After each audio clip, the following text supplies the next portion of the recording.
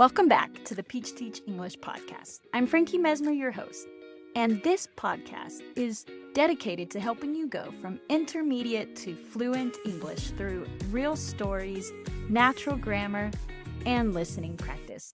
And today's topic, we're going to be looking at the grammar of used to and would. So I'm going to start off with a simple, quick explanation, and then we're going to dive into some real stories of me using this grammar naturally. So basically, used to and would are grammar structures that we use in English to talk about past habits. Generally, these are actions that we did in the past many times, and we don't do them now. So for example, I used to play with Barbies. Or I would hang out with my friends after school. So now I don't play with Barbies. Now I don't go to school. I don't hang out with my friends. So I used to, or I would do these actions. And basically, used to and would can be used in most of the same contexts, but there is one exception. And that is the idea of action verbs and state verbs. So we can use used to with action and state verbs, but would we can only use with action verbs. So what's the difference? Action verbs are verbs that actually require an action, probably some type of movement. Something like cooking, jumping, walking. These are all actions that we do. But there are also verbs called state verbs. And they're not really actions, but they are still verbs. So these are things like opinions, emotions, using our senses. So when you use those state verbs, we cannot use would. Also, in this context, it's not common to use would in questions or negatives. So my tip for you, when in doubt, use used to. You'll probably be correct. So now that you know when to use used to and would, let's go ahead and dive into some stories from my past so that you can see this grammar used naturally. So I'm going to start off by telling you what my childhood experience was like, especially with my hobbies and going to school. So I used to attend a public school when I was a little girl. I actually started going to school when I was 3 years old, but I officially started elementary school when I was 5 years old. And my mom used to be the school nurse there. So generally, I would ride with her to school. And when the school day ended, I would go to the nurse's office and wait for my mom to finish work, and then we would go home. And once I got home, generally I would have to do homework, and my mom would make some kind of snack for us, maybe like a peanut butter and jelly sandwich or something. And then when I finished my homework, I would go play with my friends. I used to ride my bike around the neighborhood, usually to one of their houses, and we used to play with Barbies or just games outside. We used to play house, and as technology advanced, we used to go to like Barbie.com and play different games on the internet, and that was a lot of fun. But I remember being at one of my friends' houses. Her name was Kara, and she lived with her grandparents. And sometimes we would be on Barbie.com, and her grandma would yell, "Get off the internet! I need to make a phone call." Because back then you couldn't be on the internet and use your home phone at the same time because people used to use dial-up internet, which is very different from the internet that we use today. So those are some of my biggest memories that I have from my elementary school years. So as we get older, some of the things that we like and dislike change. So when I was a really little kid, I didn't used to like mayonnaise, so I would not put mayo on anything. And also, I had one bad experience where someone gave me a hot dog and the bread, in English we call it a bun, and it was kind of wet and very soggy. And I really hated the texture. And so for many, many years, I used to hate eating hot dogs with the bun. I would only eat the hot dog wiener or sausage, but without any bread. But now I will eat mayo and I will eat a hot dog bun, no problem. Another thing that changed for me was when I was in school, I didn't used to like studying languages. I remember being in high school and I had a choice. I needed to choose French or Spanish. And I really liked the French teacher, so I decided to take French classes. And I didn't hate it, but I really didn't have a lot of interest in learning French. The school only required us to do 2 semesters, so I did them and I finished all of my foreign language classes in high school. But now I actually speak many languages: English, Spanish, Portuguese, some French, and I even started learning Turkish. And I absolutely love learning languages, and it's one of my passions. So it's really interesting how the things we like and dislike can change. I'd be interested to know, what do you like and dislike now that maybe you didn't when you were younger? Why don't you share that with us in the comments? So now I want to share with you some of my favorite hobbies when I was a kid. So my parents actually had me play a lot of sports from a very young age. I think I actually started playing my first sport when I was about 3 years old, which in the US is called T-ball.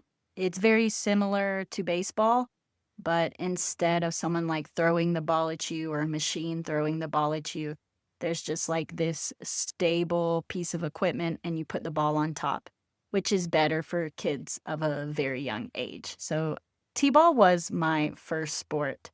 And as I got older, I started playing other sports. So I used to play softball, which is basically like women's version of baseball. And then I started playing basketball. And I used to also play soccer. And I really spent a lot of time developing my skills in softball and basketball, basically because my dad was my coach and he had a lot more experience and expertise in those sports. But really, as I got older, soccer became my favorite sport. I think because it was less serious for me. It was more, I would just go out and play with my friends and I could focus on having a good time and not necessarily being one of the best athletes on the field. But before I really got into soccer, basketball used to be my favorite sport. When I was about 6, 7 years old, I would tell people that I wanted to grow up and be a professional basketball player. Unfortunately, I only grew to be like 5'2", which in centimeters, I believe is like 158, 159 centimeters. So that definitely wasn't in my favor of achieving that dream, but anything is possible, right? But as I got older, I focused more on softball. So softball used to be one of my favorite sports as well. And every summer I would play with a traveling team. We would go to different cities and play in different tournaments. And I was actually very good at it.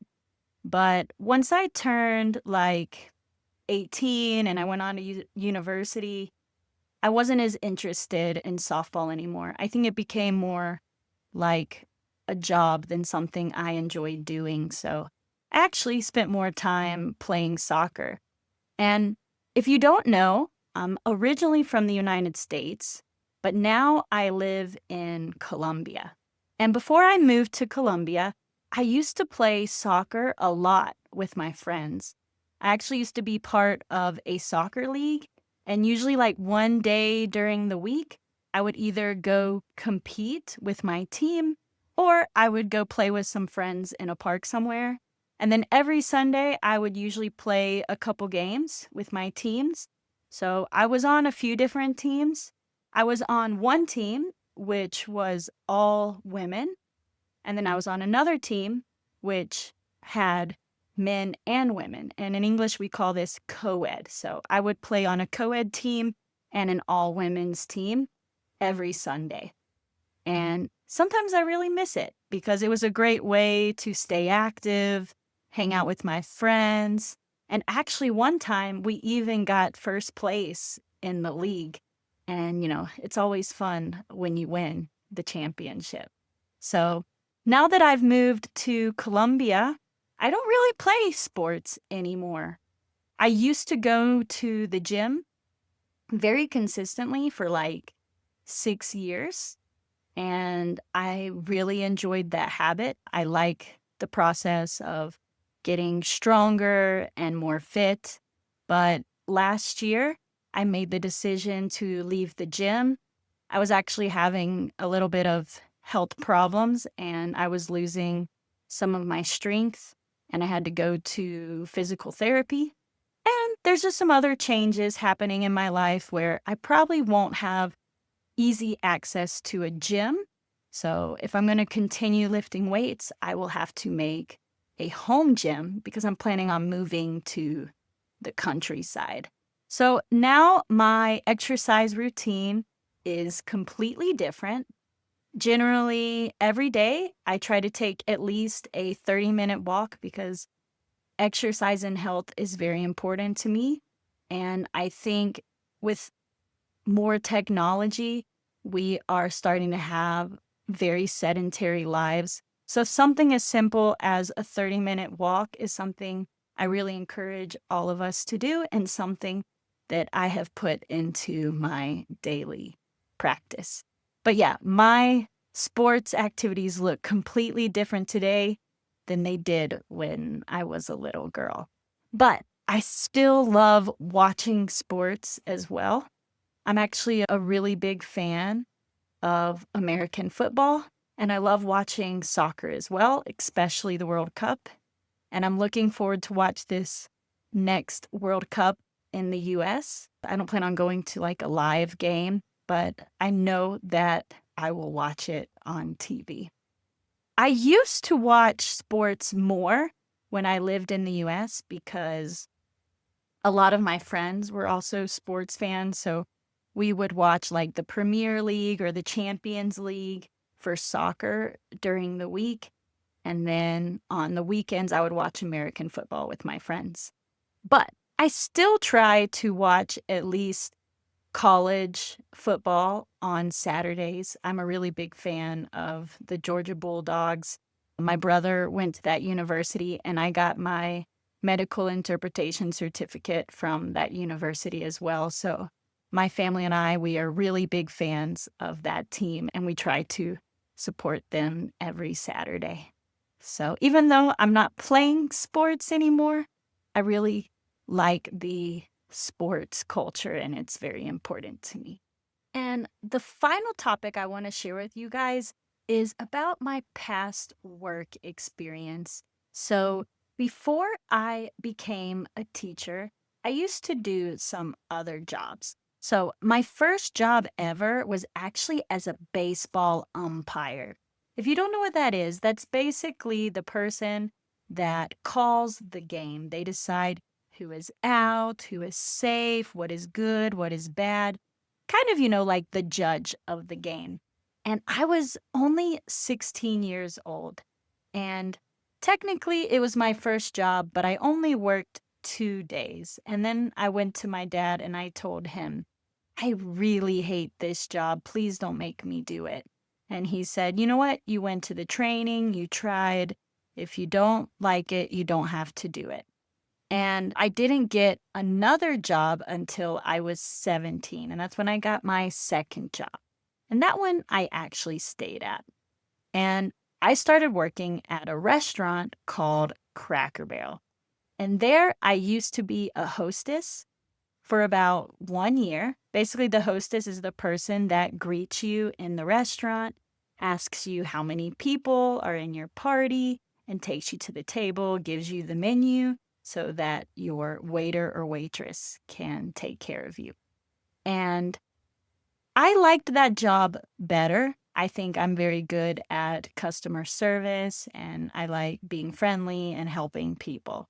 And then when I turned 18 years old, I became a waitress. And I used to be a waitress all throughout my university years. And I actually worked at a few restaurants. So I started out at Cracker Barrel and then I used to work at a burger restaurant called B&D Burgers. And then I moved on to a rooftop bar called Top Deck, which is in the downtown area of Savannah, my hometown. And I even did some other jobs. So I used to be a barista. So basically, I would make coffee in the morning for people. And I used to be a manager at a Jamaican restaurant for a few months. They were a new restaurant and they were just getting started, so I didn't stay there very long, but I did used to be a manager there for them. And I used to also work in the international office at my university. Basically, I was an assistant and I would help my boss organize documents and help new students adapt to college life in the United States. I would teach some of them English or help them with their subjects. And I would help American students learn about study abroad projects and just doing internationally based events on campus where we would do dance, food, movies, and all types of celebrations to make sure that international students felt at home while American students were also getting an amazing cultural experience. And now I am a teacher. I have been a teacher since 2018, teaching English as a second language. I actually used to work at a public school here in Colombia as a co-teacher, helping the Colombian teachers teach English in the classroom. And then after that, I went to a language institute. So I used to teach English at a private institute to teenagers and adults. And then eventually I moved to online like I'm doing now. I used to work for a few different platforms, but now I have Peach Teach English where I can teach you guys English right here through videos and through my online classes. I have a conversation club, which are group-based classes, and I have my one-on-one coaching plans where I really help students get that intentional practice to become more fluent and confident in English every day. So if you'd like more information about those courses, I can offer you one free consultation to answer any of your questions and get you started with my classes. And guys, that wraps up my stories using the grammar topic of used to and would. I know that this episode really helped you to see how we use this grammar naturally, and I want to challenge you to use it as well. So please leave a comment and share some of your childhood habits using used to and would. And if you have any questions about this topic, please also ask that in the comments and I will be sure to respond to them. Thanks so much for listening to this episode and see you next time.